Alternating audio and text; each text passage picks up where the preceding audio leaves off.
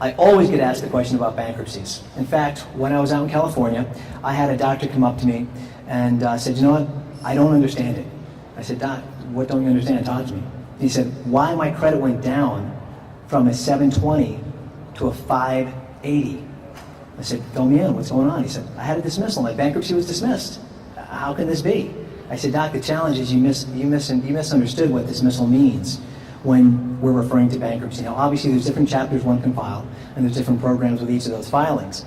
A dismissal is not a good thing. In this beautiful country of ours, our government says, look, you've gotten in way over your head. Let us try to help you with this. You've gotten a lot of debt. We're going to allow you to file bankruptcy, whether it's a Chapter 7, 11, 13, whatever the case may be. And we're going to protect you if you do what we say you need to do. We're going to put an iron wall around you, keep the creditors off you, let you start anew, let you get up in the morning and start a fresh new life. If you don't follow their plans, they dismiss it.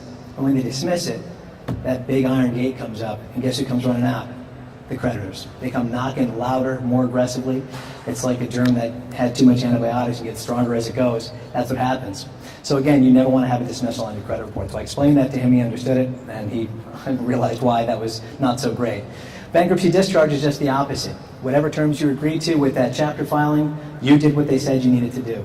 And they discharge and eliminate your debts. They either reduce it or eliminate it, whatever the filing says they're going to do in that specific chapter. So again, these are things, hopefully none of you will ever get to this point, but if you do, be mindful that there are some important elements to know about.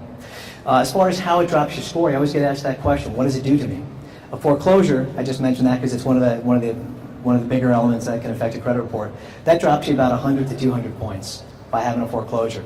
A BK, a bankruptcy, can drop it by 300 points, which is what happened to this gentleman here. So again, it adversely affects your credit and minimizes the opportunities that you may have out there to obtain good credit. And that's what it's about, keeping capital in the practice, keeping things flowing and going.